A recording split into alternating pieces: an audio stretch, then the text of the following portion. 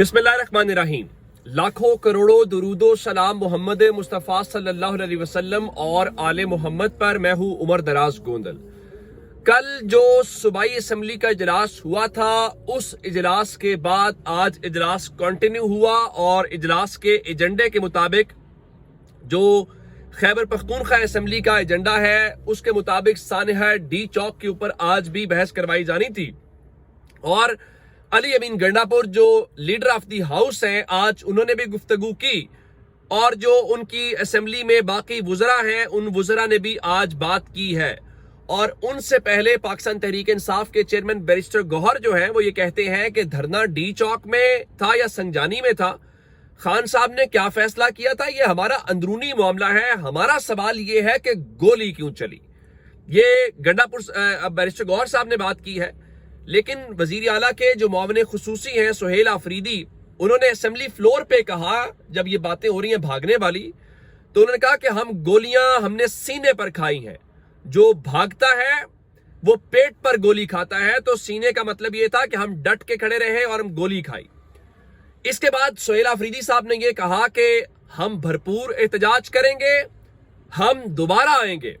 चले, इस हवाले से ये बातें हो गई। और उसके बाद उनके जो एक एमपीए हैं औरंगजेब, उन्होंने पंजाब वालों को ताक कर निशाना लिया और कहा कि पंजाब की क़यादत ने कुछ नहीं किया, जीरो कारकर्दगी दिखाई, आइंदा हम पंजाब से उम्मीद करते हैं कि गैरत दिखाएंगे। ये बहुत सख्त अल्फाज हैं जो उन्होंने पंजाब के हवाले से इस्तेमाल किए। उससे पहले आज पाकिस्तान तहरीक इंसाफ की पार्लिमानी पार्टी का इजलास हुआ था और इत्तलात ये है कि उसमें आतिफ खान, असद कैसर, अली मोहम्मद खान शरीक नहीं हुए, शहराम तरकई और शकील खान भी इजलास में शरीक नहीं हुए। और अली अमीन गंडापुर ने वहां पे ये कहा कि मैं हर किसी से निमट सकता हूं लेकिन अभी फिलहाल पार्टी के लिए चुप हूं। अब इजलास तो हो गया कल दिन 3 बजे तक मुलतवी, लेकिन इजलास के मुलतवी होने से पहले अली अमीन गंडापुर की तकरीर आज असेंबली में जो है वो तबाही फेरने वाली जैसी थी। कैसे? उन्होंने कहा कि इस्लामाबाद के चौकों में हम पर फायर किए गए। फिर कहा कि मैं चैलेंज करता, चूंकि बातें हो रही है गवर्नर राज की, उनका मैं चैलेंज करता हूं कि लगाओ गवर्नर राज, हिम्मत है तो करो ऐसा, मुझे पता है कि तुम में इतनी हिम्मत नहीं है। उन्होंने कहा कि डी चौक के ड्रामे ना दिखाएं, हम पर 26 नंबर चुंगी पर गोलियां चलाई गई, इस्लामाबाद के चौकों पर मुझ पर फायर किए गए। सूबे का चीफ एग्जीक्यूटिव कह रहा है चाइना चौक और डी चौक में गोलियां चलाई गई। क्या हमारा खून सफेद है कि हम दहशत गर्दी का मुकाबला करें? आगे उन्होंने बहुत खतरनाक बात की है।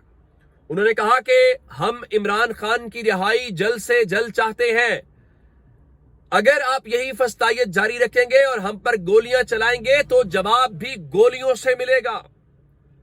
ये बहुत सख्त गुफ्तगू है। फिर उन्होंने कहा फ्लोर के ऊपर खड़े होके कि आर्टिकल 245 लगाकर हमें फौज से मरवाया गया। अब उन्होंने कहा कि इस्लामाबाद से वापस जाते हुए लगातार गोलियां मारी गईं, रुकावटें डाली गईं, पख्तूनख्वा में दाखिल होने के बाद भी ताकुब किया गया। कौन से कानून के तहत? मजीद कहा इमरान खान को रिहा करो वरना हमने फिर मीटिंग की है, अगली हिकमत अमली तैयार कर ली है, हम अपने हक के लिए लड़ेंगे, मरेंगे और हक के लिए मारेंगे भी। बात यहां पे खत्म नहीं हुई।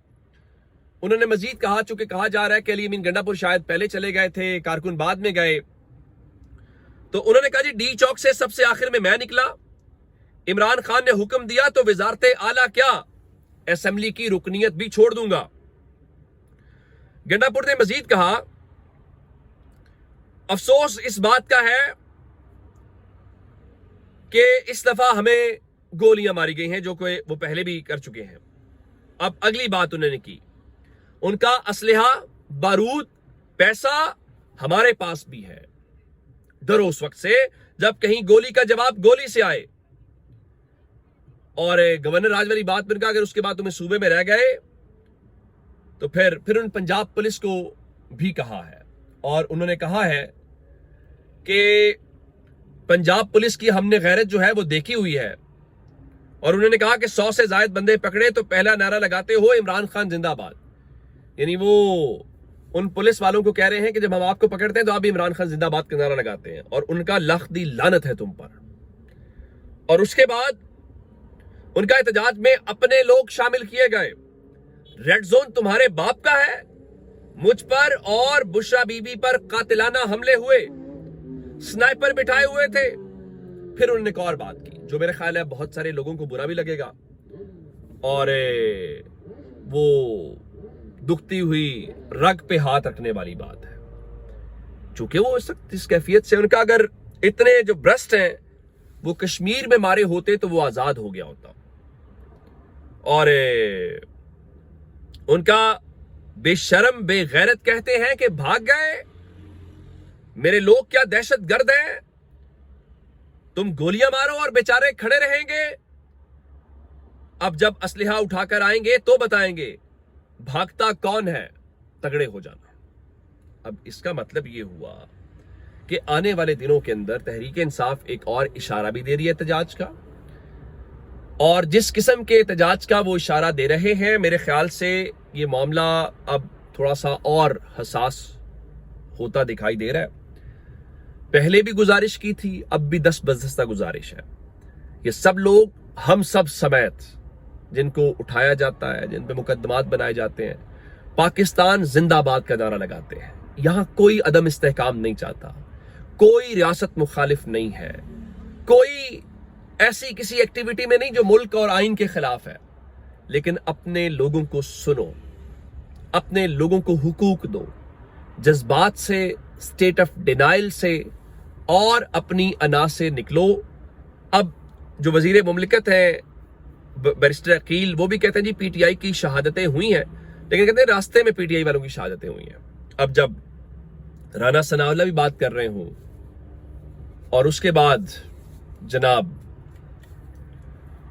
شاہد خاقان عباسی بھی بات کر رہے ہوں, تو پھر میرا خیال یہ ہے کہ سوچنا چاہیے اور اب اس معاملے کو ونس فار آل ضرور سیٹل کرنا چاہیے. وہ اس طریقے سے کہ ایک انکوائری کرائیں.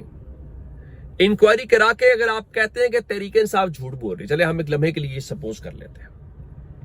اب آپ کہیں گے میں یہ کہہ رہا ہوں, میں یہ نہیں کہہ رہا کہ ایک لمحے کے لیے فرض کر لیتے ہیں, تو بھائی اس غلط کو غلط بھی تو ثابت کرنا ہے یا نہیں کرنا. اس کو کیسے ثابت کرنا ہے؟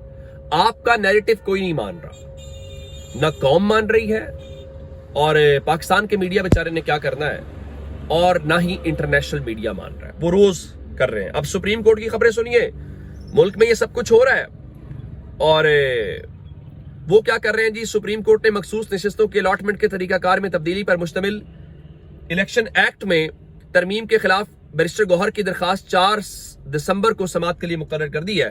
اور اللہ ماشاءاللہ جو آئینی بینچ ہے جو جسٹس امین الدین خان کی سربراہی میں ہے وہ یہ سنے گا. اچھا, پھر چودھری اعتزاز احسن کی جبری گمشدگیوں کے خلاف درخواست سماعت کے لیے مقرر کر دی گئی ہے. آئینی بینچ جو ہے اس کو 3 دسمبر کو سنے گا. اب آپ جب یہ سب کچھ کر رہے ہیں, جب آپ کے ملک کے اندر یہ سب ہو رہا ہے اور پوری دنیا میں ہمارا تماشا بنا ہوا ہے اور ہمارے اوپر سوالات اٹھائے جا رہے ہیں, اور آپ ان چیزوں میں ہر سپریم کورٹ کے کان پر جوں تک نہیں ریگی. اب شاکر روان صاحب والا معاملہ دیکھ لیجیے جو ہم نے آپ کے سامنے رکھا تھا, وہ بھی جج صاحب جو ہے منڈے تک لے گئے. تو پھر آپ کیا توقع رکھ سکتے ہیں؟ پھر دعا ہی کی جا سکتی ہے جو ہم بہت کر رہے ہیں. تو بہت سارا خیال رکھیے گا. خدا حافظ.